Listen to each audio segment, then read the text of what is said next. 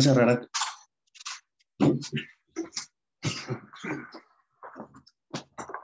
Sale. Okay.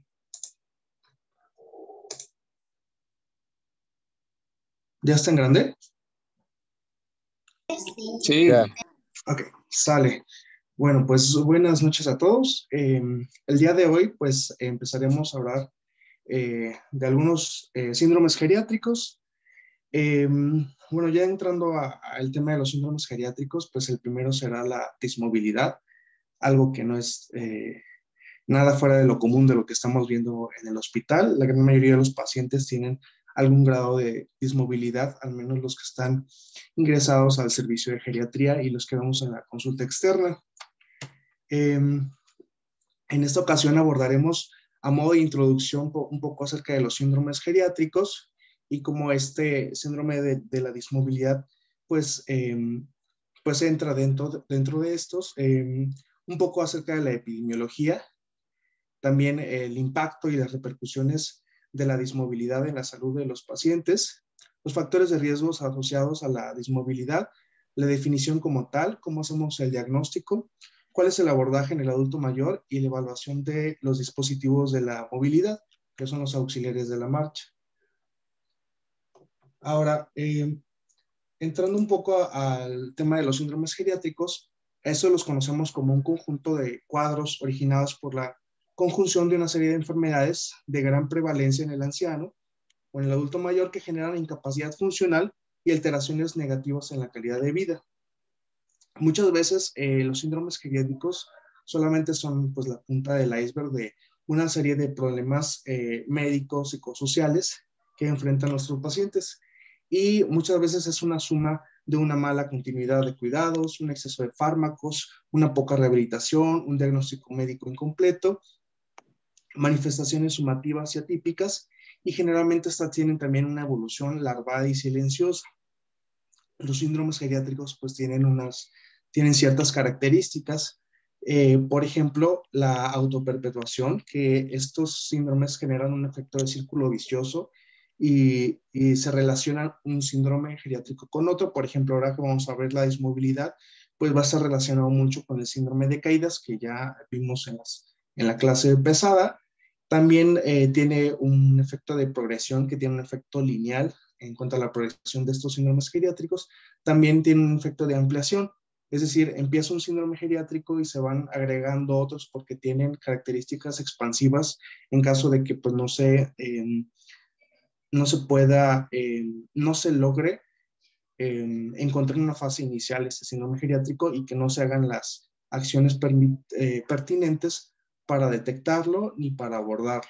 Y también ocasiona un deterioro múltiple que tiene un efecto de bomba de racimo, es decir, por ejemplo, si nosotros habláramos de un problema de incontinencia urinaria, o no, por ejemplo, un síndrome de un geriátrico de polifarmacia, que es de los más frecuentes, que encontramos muchas veces pacientes que usan diuréticos en dosis altas para el manejo de la hipertensión arterial y que no reciben el diurético por la mañana, sino por la noche, ¿no? Entonces, el efecto bomba, pues sería pensar que tan solo este síndrome de la polifarmacia, a la larga nos puede ocasionar también una incontinencia urinaria, problemas para el sueño, que esto nos deteriore también, nos haga un abatimiento funcional, que esto ocasione que el paciente pues entre también en una incontinencia de tipo funcional, que no se mueva, y esto va a estar resultando y teniendo un efecto sumativo con otros síndromes geriátricos que al final nos van a afectar la calidad de vida de nuestros pacientes. Ya entrando al tema de la dismovilidad, que es un síndrome geriátrico, se conoce que alrededor del 30% de los adultos mayores, entre un 22.5 y un 46.7 de los pacientes que vemos en la comunidad, no hablando de institucionalizados, sino de forma general, ya tienen limitaciones de la movilidad. El impacto que esto va a tener son riesgos de caídas, una mala salud psicológica, ya que esto implica cierta dependencia de sus familiares, aislamiento social, una disminución funcional importante, una disminución de la calidad de vida. También estos pacientes suelen tener un acceso reducido a los servicios médicos. ¿Cuántas veces no hemos visto en nuestros pacientes que citamos a la consulta y que vemos en la hospitalización que muchas veces no van a la consulta porque no encuentran quién los transporte, no tienen silla de ruedas?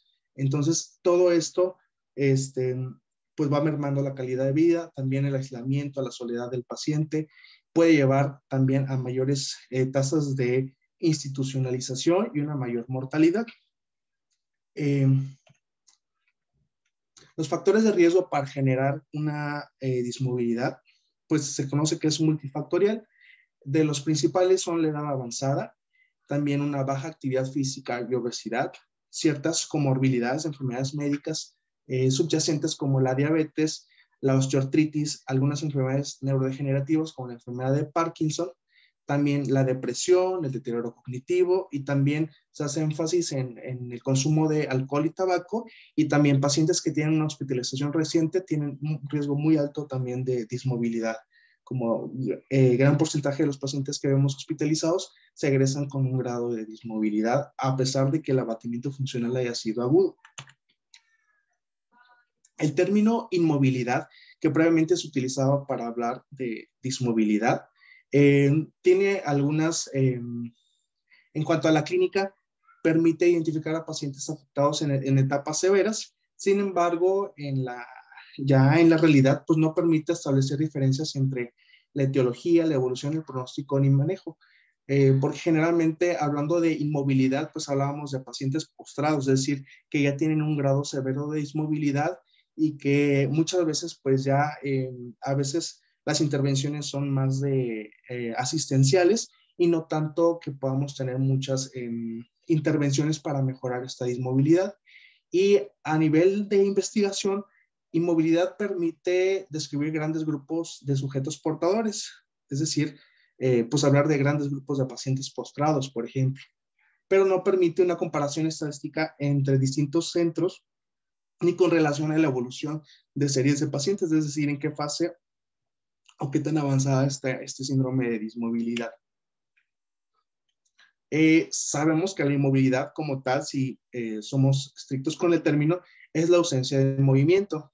Entonces, la inmovilidad pues realmente no existe en un universo físico, porque tan solo pues un paciente, pues los movimientos respiratorios pues ya estamos hablando de que está moviéndose. Entonces, más bien no existe una inmovilidad, sino una dismovilidad, una alteración en la movilidad del paciente.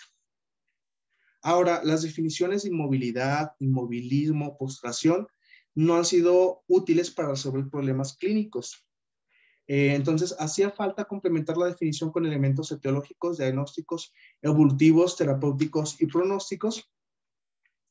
Si hablamos en términos etiológicos, había que tomar en cuenta los posibles orígenes, no solamente las alteraciones biológicas, sino mentales, sociales, espirituales.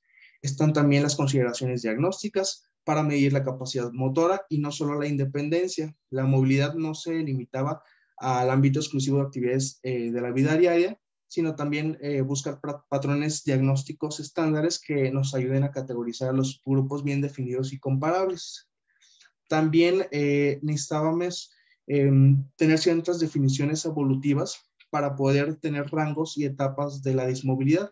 Esto lograba que se pueden hacer intervenciones para evitar la progresión a etapas más profundas, estudiar el pronóstico y definir un mejor manejo dependiendo cada etapa. También incluir sujetos con etiología transitoria, que muchas veces aparente ser intrascendente, y aquellos que sin tener definitivamente un descenso de sus capacidades pueden cumplirlas pero con molestia. Es decir, que en cuanto a la evolución de la dismovilidad, hay gente que tiene muy poca molestia en cuanto a su movilidad, pero que ya no es una movilidad libre, que ya podemos hablar de dismovilidad en esa etapa, y que en la progresión puede haber pacientes inclusive ya encamados.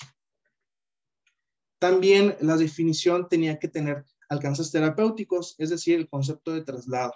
El mero desplazamiento no implica el sentido, sino el para qué, es decir, que tenga una utilidad ese traslado. Esto amplía las posibilidades diagnósticas y de manejo, ya que el traslado implica parte del para qué de la movilidad. Es decir, y la traslación es un tipo de movimiento que debe considerarse al hablar de la enfermedad de la movilidad. Es decir, que se gana con poder moverse sin poder trasladarse. Aquí lo importante es que la movilidad del paciente está destinada también a que el paciente pues, pueda permanecer independencia o con un mayor grado de independencia. También el objetivo de la definición tenía propósitos pronósticos, es decir, qué tanto va a progresar la enfermedad.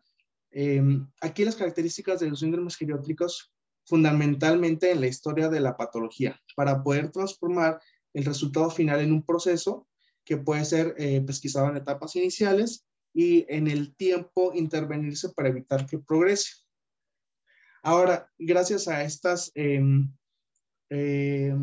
necesidades en la definición, pues ya vino el término dismovilidad, que fue acuñado por ahí de los años 2000 por el doctor Dinamarca, un geriatra en el vecino país de Chile, que pues es muy famoso su artículo sobre la dismovilidad que pues nos maneja las etapas ETADI.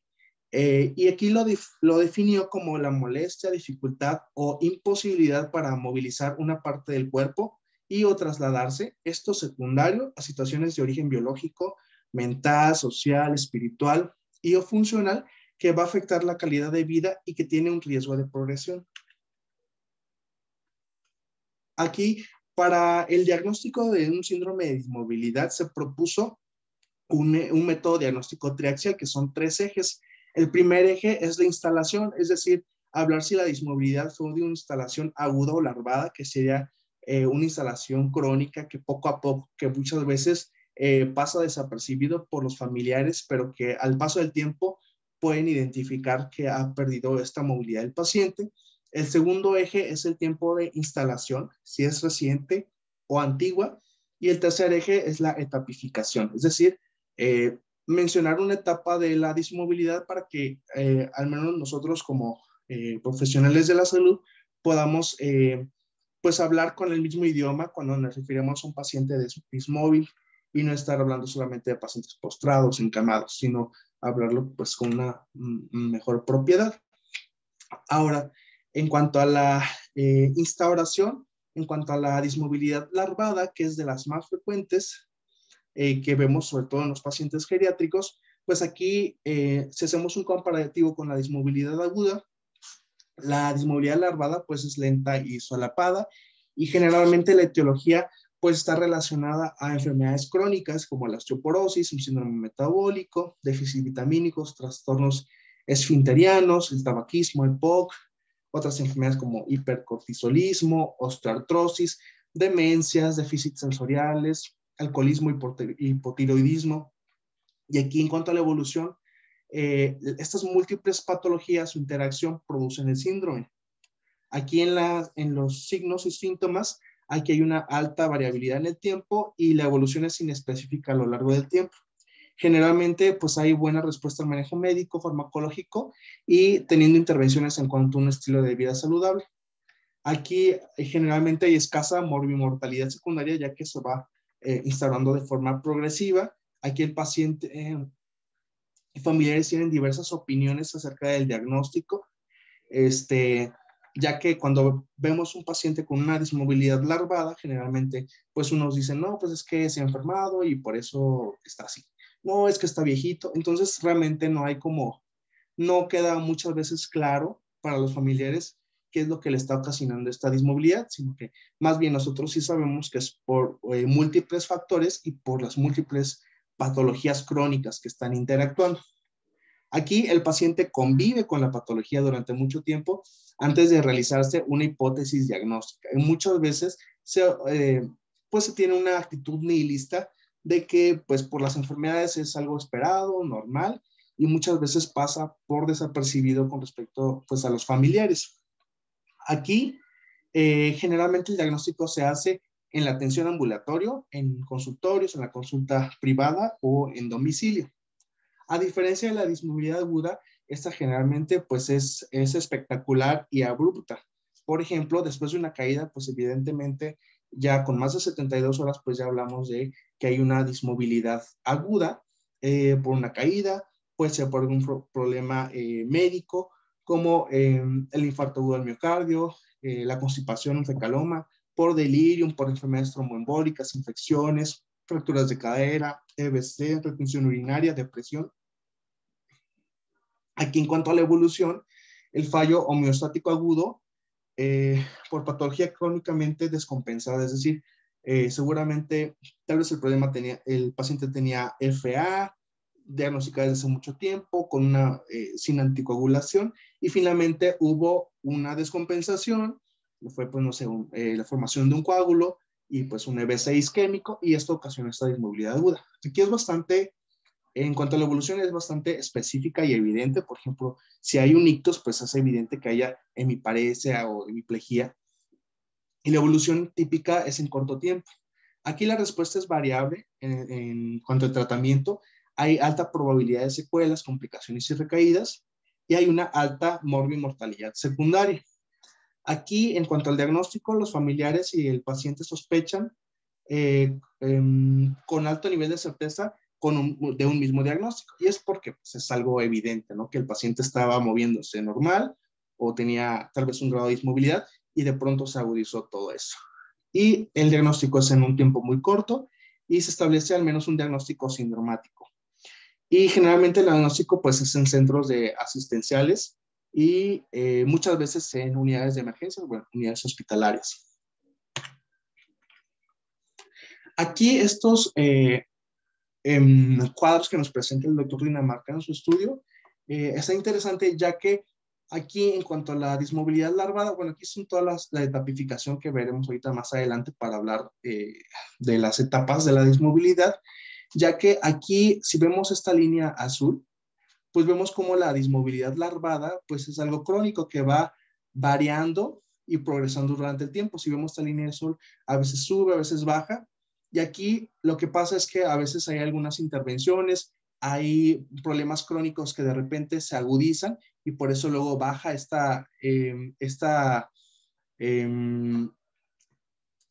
pues esta pérdida de la capacidad locomotora baja, pero si hay mejoría, pues puede haber mejoría con respecto a la movilidad del paciente.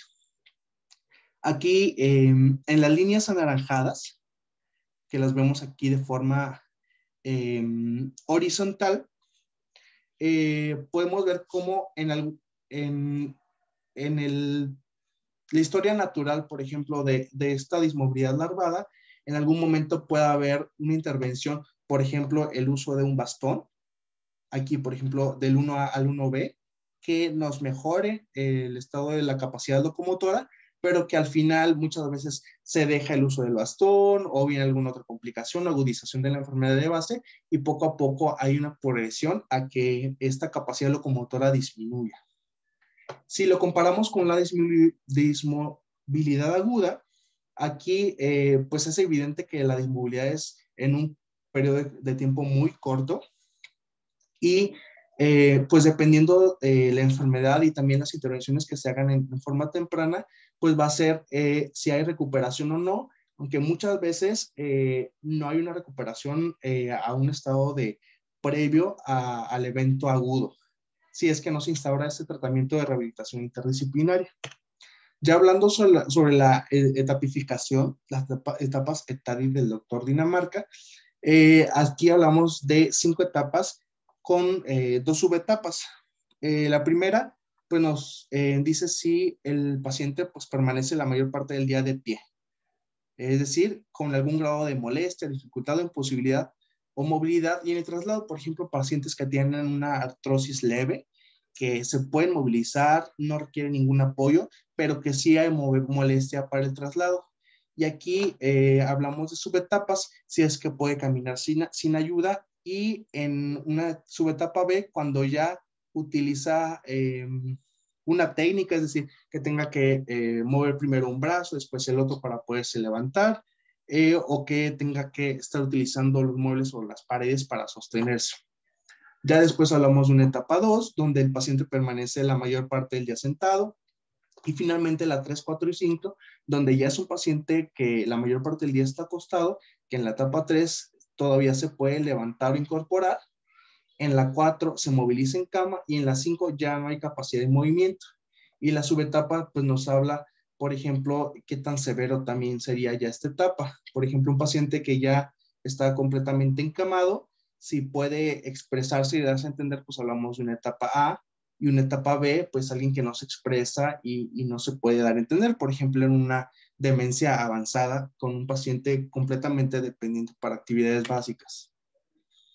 Ahora, para hablar de la evaluación y el abordaje de la dismovilidad en el adulto mayor, pues tenemos que saber que mediante la valoración geriátrica integral, pues nosotros pues debemos de detectar los problemas de la dismovilidad y alteraciones de la marcha, que para poderlo detectar de forma pues oportuna, prevenir caídas y poder dar recomendaciones pertinentes. Aquí lo que hacemos, pues primero, pues es una evaluación del deterioro cognitivo, ya que muchas veces las alteraciones neurocognitivas pues nos llevan a una dismovilidad larvada, nos llevan a una mayor dependencia para actividades básicas e instrumentadas.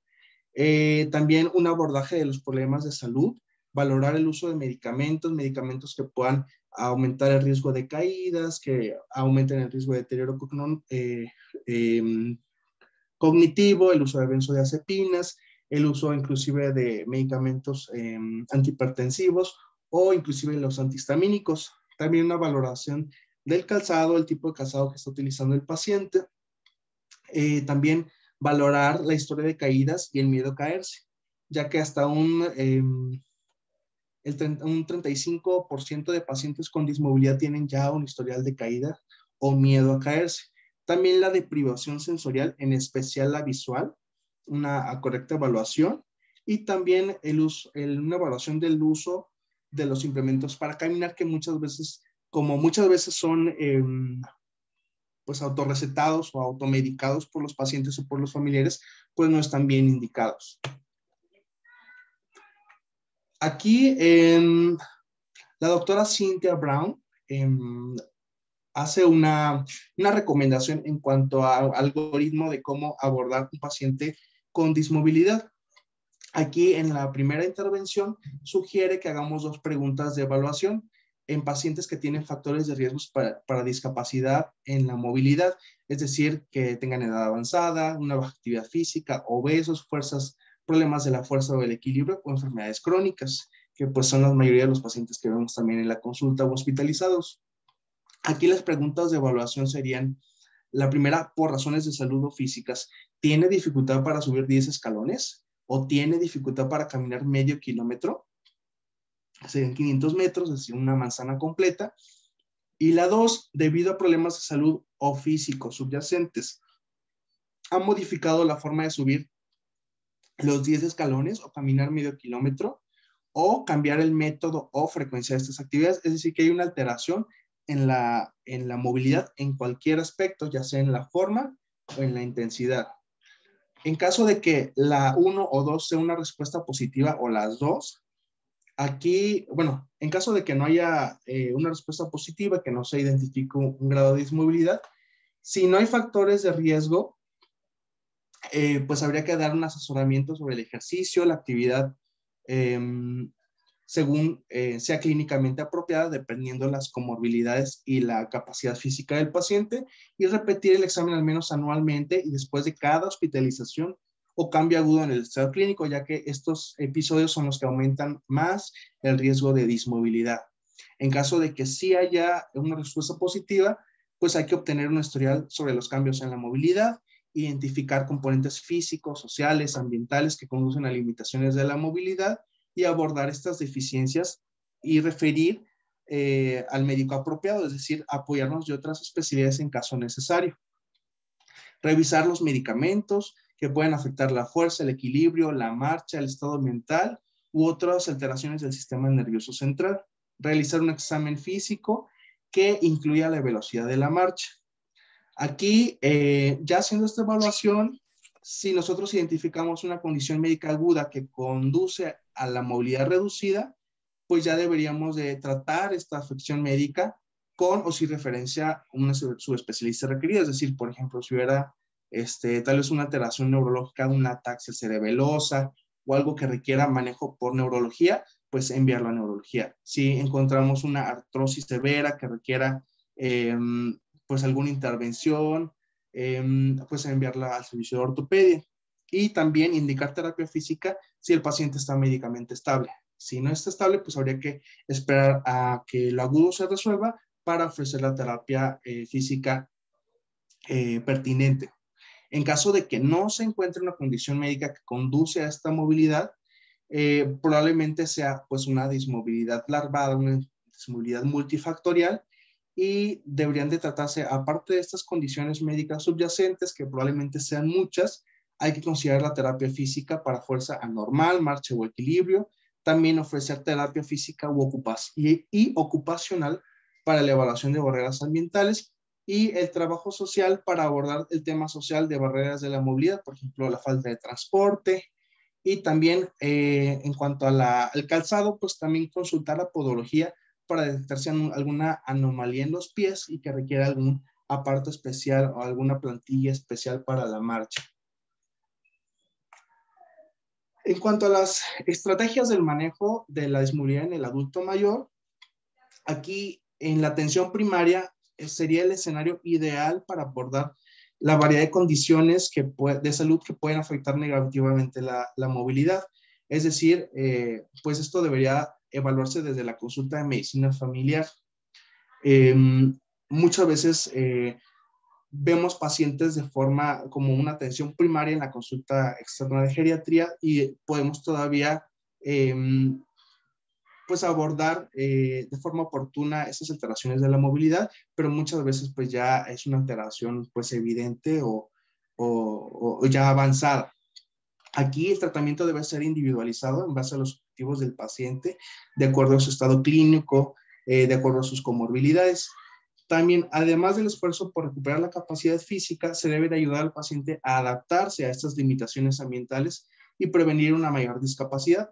Es decir, si hay depresión asociada a este cambio, no sé, por haber padecido un EBC y tener ya una hemiparesia, pues también derivar a terapia psicológica, pues para que no se agreguen más factores, ¿no? Que puedan mermar la funcionalidad del paciente y que puedan afectar pues su salud física.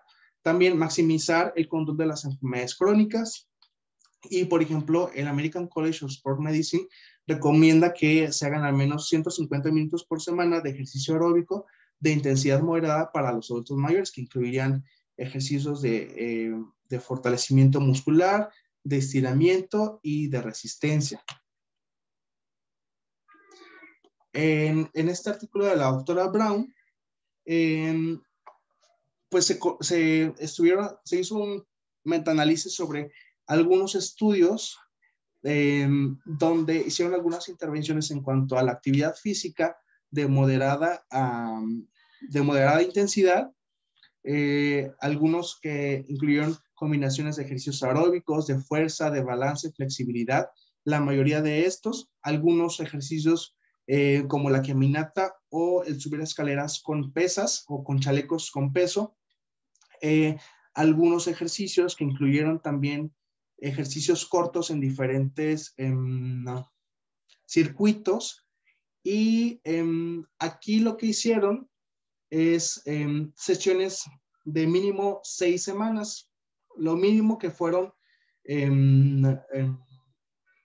esas intervenciones fueron 6 semanas y máximos hasta por un año. Entonces, aquí lo que hicieron entonces estos ensayos clínicos aleatorizados, que se reportan algunos desde 1998 hasta el más reciente que se tuvo, que fue, bueno, reportado en el 2011. Aquí lo que hicieron con los pacientes generalmente fue hacer un SPPB, que es un Short Performance of Physical Battery, que es la batería de performance físico, donde aquí evaluamos el equilibrio, la velocidad de la marcha y la capacidad de la sedestación a la sedestación, donde hablamos de pues ahora sí que de la capacidad del paciente de hacer actividad física. Entonces, mediante esta escala de SPPB, que más adelante la veremos, cuando abordemos el tema de la marcha, los resultados pues se evaluaron con respecto a los cambios en el score SPPB, y aquí los criterios de elegibilidad de los estudios que previamente les había mostrado, que eran estos, pues mostraron todos una P significativa con respecto a la mejoría en cuanto al performance físico de los pacientes. Entonces, la gran mayoría utilizó esta escala de SPPB, que es una escala pues, que se encuentra pues, validada para la población adulto mayor. En cuanto a la actividad física recomendada, pues sabemos que el Tai Chi es uno de los que más se recomiendan, no solamente para actividad física, sino para también manejo de la depresión y otros problemas médicos, sobre todo en los adultos mayores. Aquí inclusive se cuenta ya con un metaanálisis que reporta que en adultos en riesgo y en adultos mayores, la práctica del Tai Chi puede reducir la tasa de caídas relacionadas con lesiones a corto plazo hasta en un 43% y en un 50%. Es decir, sí hay una mejoría significativa en pacientes que practican Tai Chi, ya que mejora la fuerza, el equilibrio y la flexibilidad. También se recomiendan otros ejercicios de fortalecimiento muscular, como el utilizar pesas, también ejercicios de flexibilidad con uso de bandas elásticas. Aquí los ejercicios de flexibilidad, la recomendación es que sean sesiones de 30 minutos, de preferencia diario, y si no se puede diario, que sea mínimo 3 veces por semana, y que estas intervenciones sean de un mínimo de 6 semanas, aunque se recomiendan que sea hasta un año, y se puede pues mantenerse, ¿no? En el transcurso pues de la vida del adulto mayor. Acá, como parte final en la evaluación de los pacientes con dismovilidad, como les comenté, se lo voy a poner nuevamente.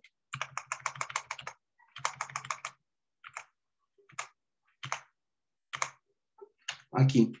En estas tablitas, sobre todo en los casos de dismovilidad larvada, las intervenciones que a veces tenemos con el uso de auxiliares de la marcha tienen repercusiones importantes en la mejoría de la capacidad locomotora de los pacientes, pero muchas veces si se dejan de utilizar o están mal indicadas o están mal utilizadas, pues nuevamente hay una pérdida de esta capacidad locomotora. Entonces es importante la evaluación de estos auxiliares de la marcha.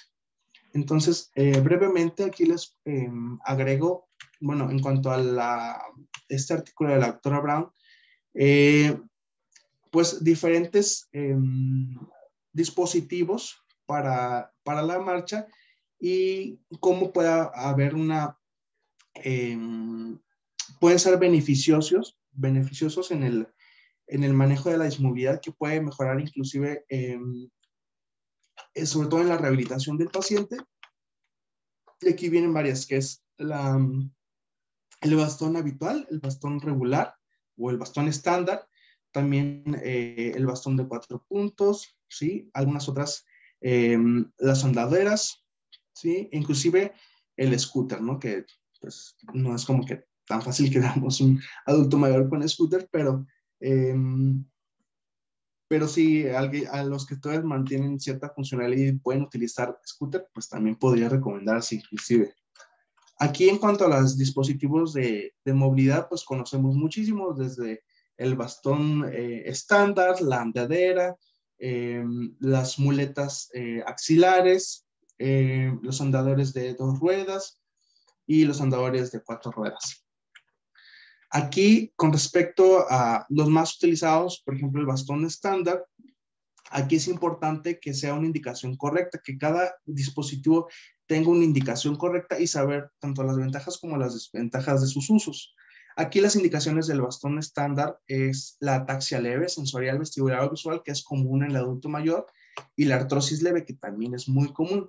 Aquí la ventaja es que es económico, son ajustables o debe ser ajustable para que pueda ser útil y mejore el equilibrio. Aquí las desventajas es que por la flexión de la mano puede ocasionar un síndrome del túnel carpiano, sobre todo si no está ajustada, y no es útil para la carga de peso. Entonces, por ejemplo, nada más en estos está indicado en estos casos.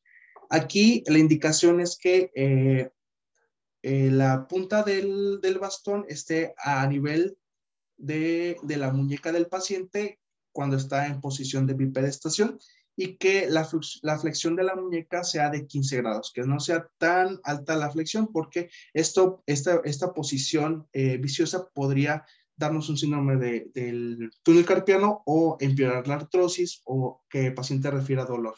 Y debe tener una talla o una altura correcta, ya que, bueno, aquí les dejé el artículo donde inclusive hicieron estudios de cuáles eran las implicaciones de utilizar alturas que no corresponden, ya sea que no sea ni tan alta ni tan baja porque cuando es muy baja, pues el paciente al caminar tiene que estar inclinado, aumenta el riesgo de caídas, y si está muy alto, pues realmente pues ya no cumple la función de mejorar el equilibrio del paciente y también aumenta la flexión de la mano y por lo tanto puede aumentar la artrosis o que el paciente se queje de dolor.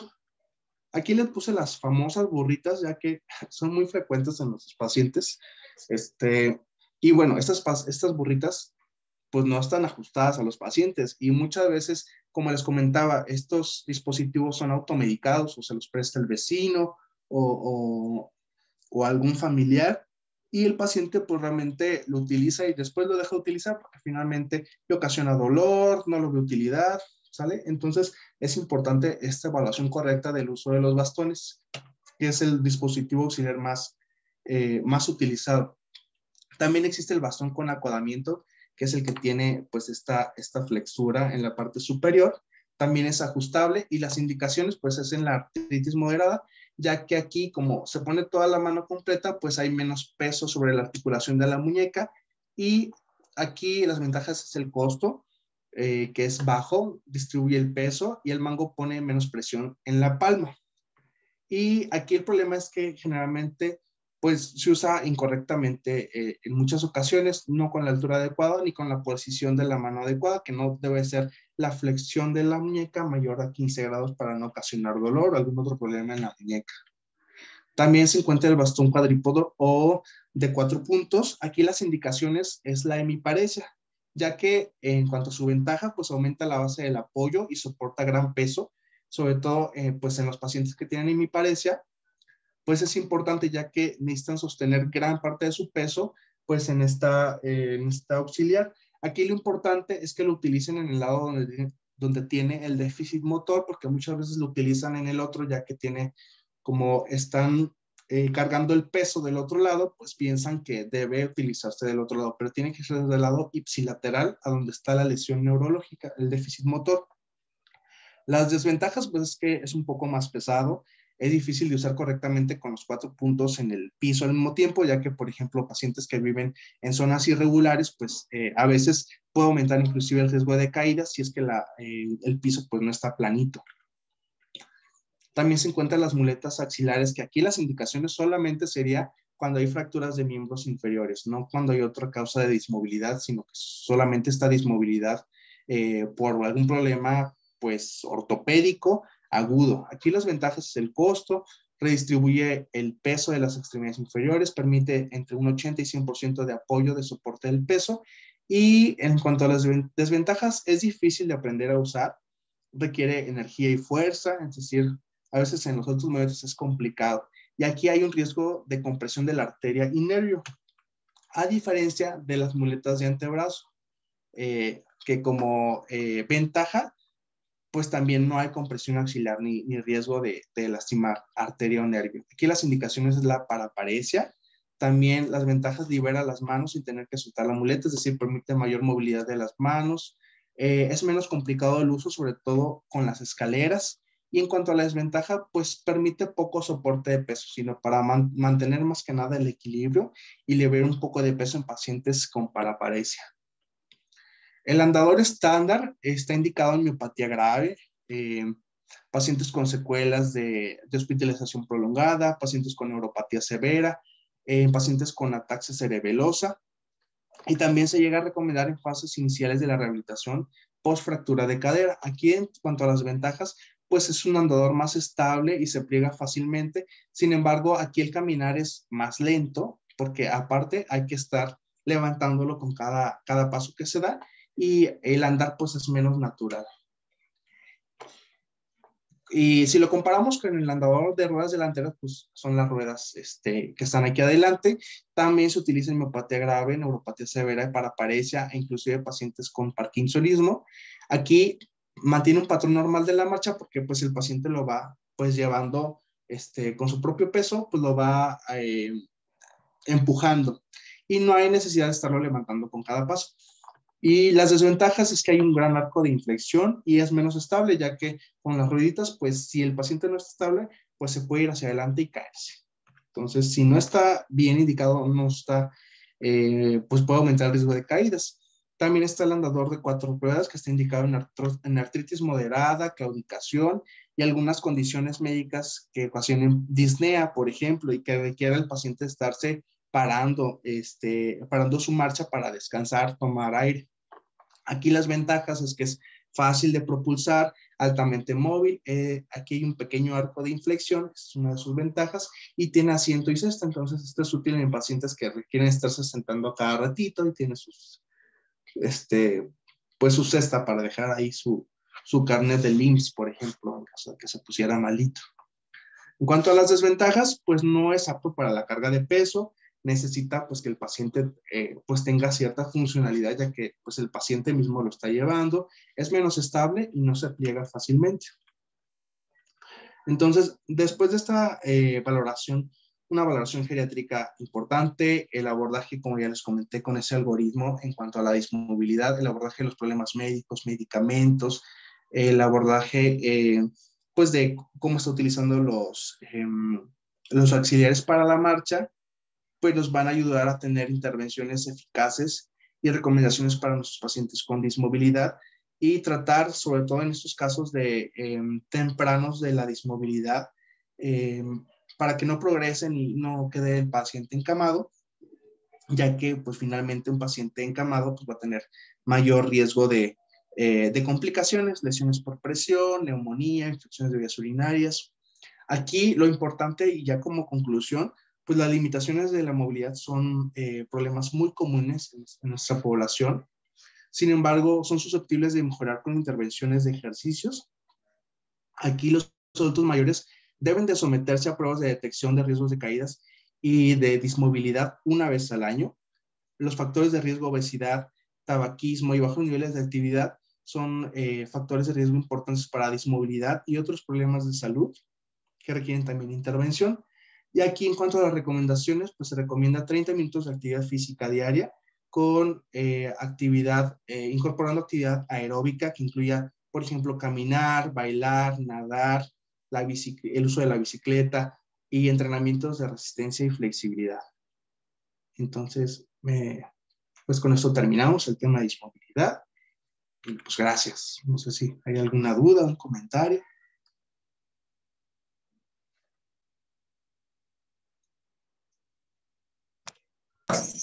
Muy bien, Monas. A ver, por ahí sus compañeros o alguien que quisiera preguntarle, comentarle a Monas. Hola, Monas. Pues estuvo bastante bien y la verdad es que pocas veces vemos eso de los auxiliares de la marcha. Honestamente, yo no conocía bien cuál era como la función de la andadora de cuatro ruedas y la de dos. Entonces, bueno, eso es un punto bueno porque precisamente hoy en la consulta había una señora que la llevaban en silla de ruedas, ¿no? Entonces me dijo, es que yo sí camino en mi casa, pero me apoyo a todas las superficies. Y yo creo que eso sería como bueno indicarle en el caso de ella, que era una paciente con obesidad, tenía fenotipo para una insuficiencia cardíaca, aunque no estaba pues protocolizada y todo eso, poder indicarle algo así, pero pues ya con mayor certeza. Algo más también que es importante mencionar es que de los riesgos de los pacientes que sufren algún tipo de dismovilidad aguda, pues también es lo de las lesiones por presión y todo eso, ¿no? Que a veces es como algo más, a lo mejor con fines teóricos, que mencionan la bibliografía que, por ejemplo, a qué presión o que si a cuántos milímetros de mercurio se generan mayor riesgo de lesiones por presión, ¿no? Todo eso. Dice que, bueno, yo tengo un dato que es que la presión de oclusión capilar es de 32 milímetros de mercurio y esta mantenida por más de 2 horas es suficiente para provocar necrosis. Entonces, pues también por la importancia de favorecer tanto la movilización como la rehabilitación en los pacientes que se encuentran con algún grado de dismovilidad. Muy bien. Gracias. Un buen dato para el examen de consejo. Próximo año.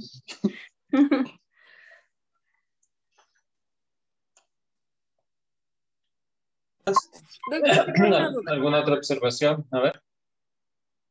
Yo tengo una duda. Pues ahora sí que como por experiencia, ¿qué tanto recomienda el andador de 2 llantas? Porque sí, o sea, el paciente carga también más el peso y incluso el mismo peso de la andadera le puede ganar y producir alguna caída. Yo he visto que algunos dicen que pues el de 2 llantas no está tan recomendado, pero no sé qué nos pudiera.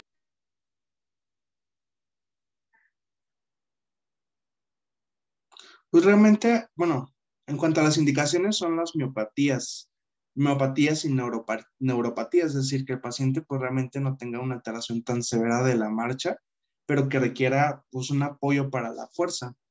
Pero sí, aquí el problema sí es que, pues sí, es la estabilidad pues del aparato, porque finalmente con las llantas se puede ir, se puede caer. Entonces, ahí no sé, ahí la intervención sería tal vez, pues valorar, pues el paciente si puede mantener estabilidad con el uso del andador y no dejarlo que lo use y a ver cómo le va, ¿no? Sino estar probando con el paciente, pues cómo se siente, que se sienta cómodo, que esté a su medida, ¿no? Y que no se sienta inestable, porque hay pacientes que incluso nos han comentado, no, es que yo me siento peor cuando utilizo la andadera. Entonces, seguramente es porque o está a una mala altura o está mal indicado el dispositivo y requiere otro. No sé si hay alguna sugerencia, doctor. A ver, mi Cesarín, ¿qué tal? Bueno, las patologías neurológicas. Bueno, sí, Doc, bueno, la clase, bueno, estuvo bien. Como bien comentaba aquí Jorge, la inmovilidad es importante ahí, pues, evaluarla, ¿no? Porque se ha visto bueno, tiene que ver con la mortalidad de los pacientes, ¿no? Un paciente que no se mueve tiene más riesgo de mortalidad que un paciente, bueno, pues que se está moviendo definitivamente más, que en sus pruebas de desempeño físico, pues prácticamente es mejor. En cuestión ahorita de los auxiliares de la marcha, eh, bueno, aquí eh, inicialmente, ahí sobre todo en rehabilitación física, cuando igual ahí rotamos, sí están de alguna manera indicada, sobre todo después, en este caso, de que el paciente pues tiene una fractura ahí de cadera, sobre todo, y que es posoperado. La mayoría de veces es lo que te dicen ahí, mira, inicialmente lo operan al paciente y pues es en silla de ruedas, ¿no? Posteriormente es la andadera, ¿sí? Después de la andadera, la idea es ir progresando al bastón, ¿no? Y posterior al bastón es que el paciente camine solo, ¿no? Es como las etapas del progreso, pero sin embargo estas andaderas de rueditas, de las que ahorita mencionaban, sí se ha asociado a más caída de los pacientes, ¿no? Entonces, y es bien importante, como comentaba Jorge, el uso correcto de estos auxiliares, ¿no? Porque muchas veces no se utilizan de una manera correcta y en vez de beneficiar al paciente lo perjudicamos, ¿no? Eh, en este caso, eso lo que comentaba Jorge, ¿no? De que a veces bueno, que como vecino dice, no, pues es que le vamos a pasar otro auxiliar de la marcha de rueditas o de una burra, ¿no? Como la mencionaba. Y esto pues prácticamente es bien importante conocer porque a veces queremos ayudar al paciente y terminamos ahí perjudicándolo, ¿no? Entonces el bastón y la andadera, la idea es que deben de estar a la altura de la cadera del paciente, ¿no? No deben de estar ni más abajo ni más arriba, porque el paciente pues sí se puede lastimar, ¿no? Ajá.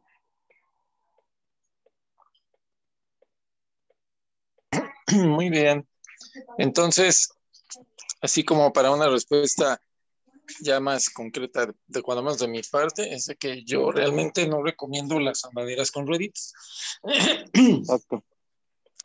Ajá, preferimos que sea de 4 puntos o alguna otra opción. Y siguiendo la escalada en la rehabilitación, como Cesarín lo puso.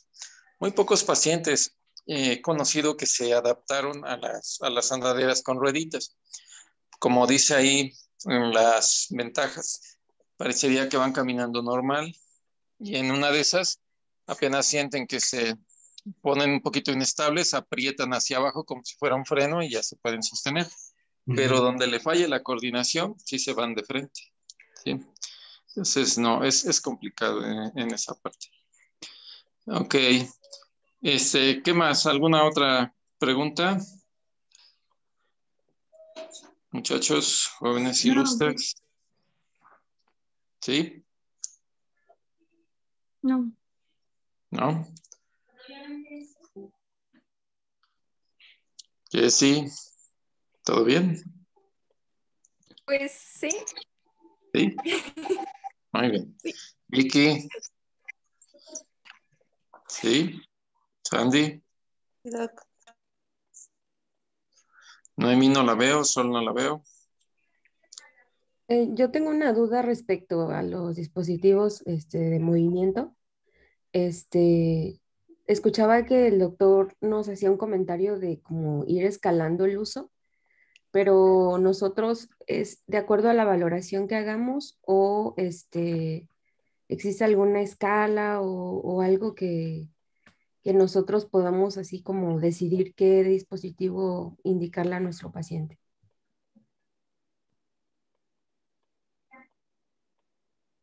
A ver, si quieres repetirlo, mi Cesarín. ¿O tú, Monas? Pues yo creo que nada más sería individualizar, ¿no? Porque los casos de los pacientes son muy diferentes, a pesar de que, por ejemplo, tenga alguna secuela del EBC. Hay gente que aparte del EBC tiene falla cardíaca, pero tal vez conservó todavía, no hay una dismovilidad tan severa y puede tal vez inclusive beneficiarse del andador de rueditas que tiene freno porque todavía mantiene pues esa coordinación, pero pues yo creo que pues, sí tendría que individualizar pues los pacientes, ¿no? No hay como que un lugar donde dice, pues tantos puntos de dismovilidad o están en esta etapa de la dismovilidad en la escala de TADI de Dinamarca, ya utiliza esto, ¿no? Sino que nosotros vayamos viendo, pues, con qué dispositivo el paciente se beneficia y se siente cómodo también, porque si lo indicamos y no lo utiliza o lo utiliza de forma inadecuada, pues de nada nos va a servir. Exacto. Bueno, lo de las escaladas que ahorita veíamos, generalmente se utiliza más en los pacientes, bueno, eso lo utilizan mucho en rehabilitación, en el Instituto de Rehabilitación, que normalmente son pacientes posoperados, ¿no? La gran mayoría de estos pacientes son posoperados de cadera, de adultos mayores. Entonces ahí es cuando se utiliza lo escalar, ¿no? Que te comenta, ¿no? Posoperado el paciente, primero es, pues, silla de ruedas, ¿no? Posteriormente, no lo debes, o sea, no lo vas a escalar al bastón, ¿no? Decir, lo se ve con el bastón. No, es andadera, el siguiente paso. Posteriormente, el paciente, pues, conforme pasan una semana, 2 semanas, va avanzando, ya lo pasan a bastón. Y la idea de estos pacientes es que después de pasarlos a bastón, es de que el paciente ya se quede, o sea, que evoluciones a que el paciente se quede sin bastón, ¿no? Pero normalmente esto es como se utiliza más en los pacientes posoperados, que sí, si tienes un paciente con un Parkinson, pues no vas a decir, pues es que de alguna manera lo voy a ir escalando y hasta que camine solo, ¿no? realmente en esto sí, pues, podría decir, no, pues sabes que pues es que necesita la andadera y con la andadera se va a quedar, ¿no? Pero esto de las escaladas se utiliza más en pacientes pues posoperados, ¿no? Sí, o como para que le entienda mejor, no es lo mismo un paciente con un inmovilismo agudo secundario a una caída y fractura a un paciente con un inmovilismo crónico o, ¿cómo dijiste? Larvado, que se me hace muy chistoso el término, Larvado, pero bueno, sí, así lo queremos manejo. entender que es algo que se ha venido progresando de manera crónica. Por ejemplo, el Parkinson, y que también no va a ser lo mismo un Parkinson en un estadio 2, que todavía conserva cierto grado de movilidad, a uno ya mucho más avanzado, porque seguramente va a terminar en silla de ruedas este paciente. Entonces, ¿cómo So, puedes evaluar un bastón, una andadera o la silla? Pues dependiendo del grado de, de dismovilidad que está teniendo. Por ejemplo, en un paciente que tiene una fractura de cadera, perdón, habitualmente va a tener incapacidad para el apoyo de una de sus extremidades, no de las dos. Entonces, en la recuperación se suele utilizar primero la silla para que esté inmóvil, se recupere. Después, en la andadera para que se recupere un poquito de su fuerza, y ya sabemos que va a perder también el equilibrio y que vuelva a generar coordinación. Y termina con el bastón porque ya solamente quiere apoyar a la extremidad que está afectada hasta que logre la recuperación completa. A diferencia de que vaya siendo al revés. Y en un AVC, por ejemplo, pues depende de dónde esté la discapacidad. Si es una discapacidad muy severa, que no pueden conservar ni siquiera el equilibrio, pues no va a usar la andadera, va a quedar en silla de ruedas. Y así. Entonces, como bien dice el Monas, no hay una escala como tal, pero depende de cuántas extremidades estén afectadas, de qué tanta fuerza está perdiendo, de qué tanto logra conservar el equilibrio y de qué tanto se pudiera pegar a la rehabilitación. Pero tú te debes ir siempre a lo más seguro para que no le vayamos a generar una caída y otra complicación más por un uso inadecuado de una auxiliar de la marcha. Y por ejemplo, si han visto, lo clásico es de que traigan mal ajustado la altura de los bastones, que les digo que en vez de ser bastón parece una lanza, que la traen ahí nada más cargando porque realmente no les está sirviendo para apoyarse, ¿sí? Entonces eso es bien importante que lo vean, ¿vale? Yo creo que ya con el paso del tiempo y la experiencia les va a ir dando que cómo identificar al paciente. El paciente muy inestable que no puede ni siquiera sostenerse solito, seguramente lo que más le va a convenir es la andadera, porque así va a tener varios puntos de apoyo. Y si es solamente que tiene dolor de la rodilla, dolor de la cadera, que está en rehabilitación de una fractura, pues seguramente se va a apoyar muy bien con un bastón, ¿sí? Entonces son diferentes los escenarios que se van a presentar. Bueno, muy bien. Pues si no hay más, nos vemos mañana a ver si mañana tenemos noticias de nuestros compañeros. Esperemos que todo haya salido bien. ¿Sale? Gracias, monas. Gracias a todos. Gracias, que Gracias, descansen. hasta luego. Gracias. Gracias.